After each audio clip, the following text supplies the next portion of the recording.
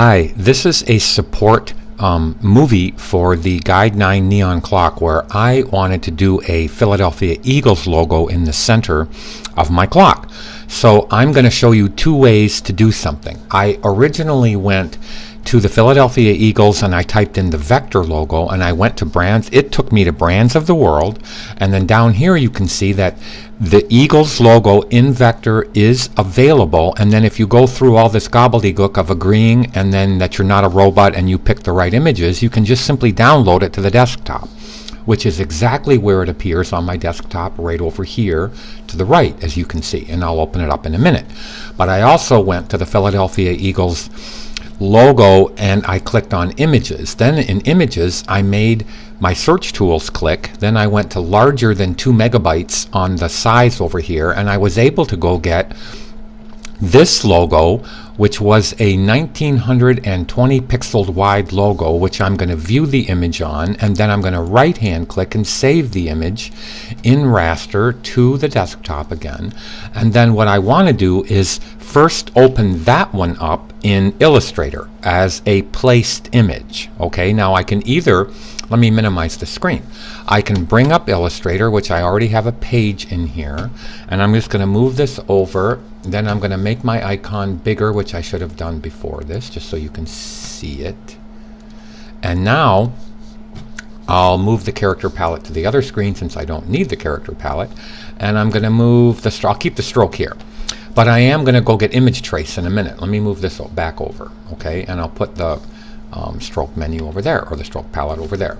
Okay, so what I want to do is go to File, Place, and place in the image and put it on my machine at a reasonable size. I probably should change the orientation of my page because this is just going to be a logo page, which I think is cool to see me do that in front of you. So let's go back to my hard drive. Let's go into my user's account where my B-Sorial is, and let's go to the desktop. And then in the desktop I'll be able to find the Philadelphia Eagles JPEG, which is what you can see here, and I'm going to place it onto my page. Now obviously it's rather large, okay, and I want to take my page and change the orientation to landscape, not portrait. So I double click the artboard. I can now change the orientation right here on the artboard by clicking that and then closing and saying OK on that. Then I can simply go out of the artboard tool, move this to here, which is to the top left hand corner, hit the E key, and then just shrink this to fit on my page. But I don't want to make it too small because I want to give image trace the best possible image trace on this. Now of course I would be saving this at this point. I'm going to go into my layer and I'm going to duplicate the linked file so I can turn off and hide the original file. Now with the copied one selected, I am going to go to image trace. And then on image trace, I'm going to tell that it's going to be a mode of color, and then I'm going to choose, I counted, there's 4 colors in the logo.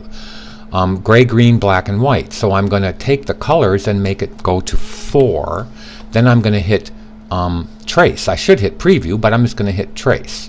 And now it's going to go through a process where it's going to trace all 4 colors, and then we're going to see how well it actually makes the points on the path. Now once it's done the tracing part, which will be in a few seconds, I now have an image tracing. You can see it up here, it says image tracing. Let me put the image trace window on my other screen. Now in order to turn this image trace into an actual path, I have to tell it to go to edit, and I have to tell it to go to, object, and expand the capability of it, both in, let me move this over, both in object and fill. I don't need stroke, and stroke isn't even there, so I'm going to say OK. Now you can see it's broken it all the way down into object and fill. Now it depends on what I want to keep here. I really didn't want the green background. Okay, so I'm going to save my file again, and I'm going to duplicate the group one more time and turn off the original group and lock it. Now I can mess up this copied one that I'm clicking on, and it doesn't really matter. So what I'm going to do is I'm actually going to click on this background here and hit the delete key. Now the word Philadelphia is going to go away. And I don't really want to take a whole lot of time here because I already spent in class doing this with a student where, let me hit Command Z back, where getting rid of the center of this word here is been a little bit of an issue in the image trace, because we found out that it makes more than one copy of something. I'll try it on screen for you at the end of this, but and I'll wait till it's to the end of this. Okay, so if I click the entire thing, you can see that if I zoom in, that I have a fairly decent piece of geometry here. Now, one thing you have to be aware of is image trace actually handles shapes. Let me click on the center of just this white shape and move it. Okay, so I'm going to click away from it. Let me actually lock up the green background. So I'm going to click on just the green background, go into this long big list of stuff, and go to the bottom of this long big list and lock up this green background thing. Okay, now I'm going to go into and click on just this shape, the white shape. I'll move it. See how it actually cut a hole inside of there? But you see how not only did it cut a hole, do you see how it made two shapes? Okay, so if I click on, actually no, I'm wrong. It didn't make two shapes, it actually did, but this is an independent shape right here from the gray shape. Now look at how I can start moving this stuff out. The white that you're looking here is the white of the artboard. So I'm going to Command Z back 2 times, and I'm going to put, or 3 times, and I'm going to put that back in position. So if I want to turn off this background here, I need to show you something that I'm going to, well, I'll show it to you later, because I want to actually save the file, but I'm going to minimize it, and I'm going to go now. You'd be ready to use this file, kind of, okay, because you got to get rid of all the green parts. But let me, and I'll come back to that. Okay, so I'm going to now go to the vector logo, which I got, and I'm going to right hand click and open with Illustrator, and now I have a brand new logo, which, by the way, shouldn't be, I'm not sure yet. Let me make the panel in this one bigger. This one should, this green background, it should be a rectangle underneath the entire thing. Should be, I said should be. So let's go in here and let's click on this green background, and look at how I can open up the green background and turn it off. Now that's exactly how I wanted this to be. So if I was able to just draw a little rectangle around here and color it any color, just so you can see, I'll put it in any color. Okay, well, that wasn't a very good color. Let me brighten up that red so we can see it. Now let me put that underneath everything else but above the green shape, and you can see how the word Philadelphia is perfect. That's actually a compound path. And you can see that this artist who did it, they didn't actually do a really great job in the drawing of it.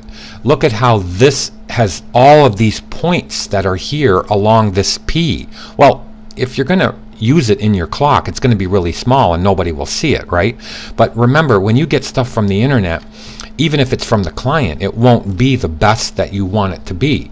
So let's go back into the other file. Right now you'd be able to use this, okay? I'll actually marquee everything that's there, and you can see how now I have everything that I need, including the word Philadelphia, and I can bring it into my clock and do what I want to do to it.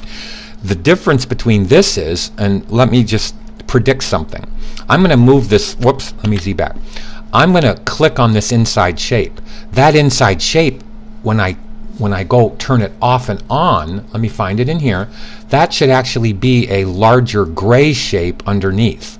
So let me see that. No, it actually, they did make independent shapes just like the image trace did. So let me turn on this again. But still, the whole point here is you'd be able to use this logo. Now let's go back into the other logo, and I want to show you a couple of things that image trace does in kind of a funny way. So what I'm going to do is to turn off that green background back here, just so we can see the big green background.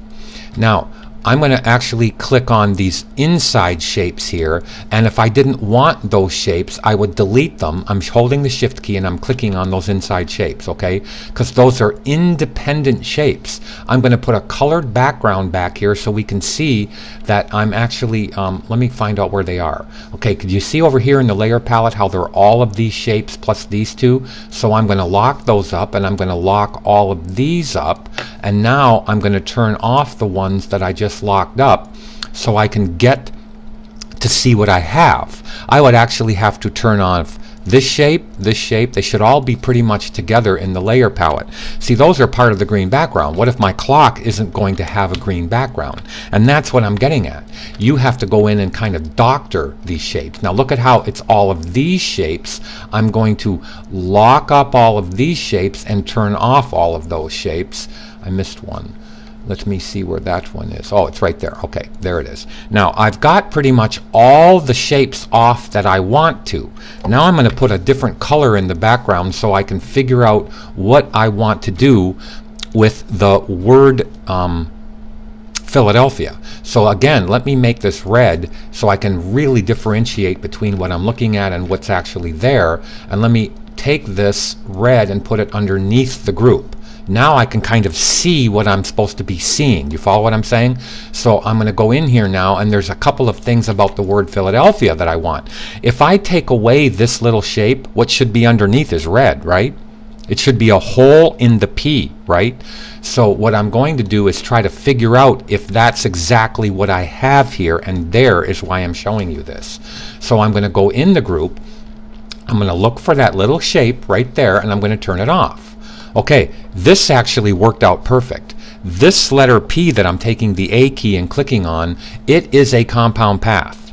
So it actually turned out really well. So let me go over here and turn off the D shape, which is this one. I locked it and hid it. Let me turn off the A color here. Let me lock it and hide it. And now this is a true, oh, there's one more. Let me click the P inside and lock it and hide it, and now I should have all of that done. Oh, there's one more. Of course there's one more. Let me click on the A and lock it and hide it. Now I'm going to click on the whole word Philadelphia. I'm in the A key, I'm holding the Option key, and I'm going to, whoops, I need to lock up the red background. So sorry, I'm so sorry. Lock up the red background so I can't click on this red background. Now, if I'm in the A key and I hold the Option key, it means it's the group tool, and I can marquee this whole letter here, and I can move it around, and I can see if I have the ability to move that around and still retain the shape. I moved it around 3 times. I'll go 1, 2, 3 with Command Z, and it's back. Okay, now I'm ready to use this Philadelphia logo, which is the one that I turned into an image trace. Now let's just see if my geometry is as good as their geometry. Okay, let's go into the, I'm moving down to the word Philadelphia. Let me move into the P, and let me move into here and see if my curve is any better than their curve. So let's click on the edge of that curve. Look, there's only 1, 2, 3 points on my image trace around this entire letter P. Do you see what I'm clicking on right there? Now let's go to the other logo, excuse me, and let me turn on that red background. Now let me zoom into this, and let's see how many are around. Excuse me, I'm getting all choked up. Do you see on the vector one that I went and got? There are a kabillion points around this P. So actually, going to find the rastered version of this wasn't the best, I'm sorry, the vectored version wasn't the best solution. I actually went to the internet and I got the, let me go back a page, and I got the actual rastered version at 1920 pixels by 1200 pixels. I took the time to actually find the logo, and I used image trace in Illustrator to actually help me create the better logo, which is the one I'm clicking on right now. And that is the better logo. So now this is the one I'm going to use. I'm not even going to use the client's vectored version. I'm going to use the one I found, which was the rastered version turned into an image trace. So if you're going to use a different logo in yours, of course you are, please make sure that you go through the process of making the artwork good. Please do not use a rastered logo in the middle of your clock. Okay? Thanks.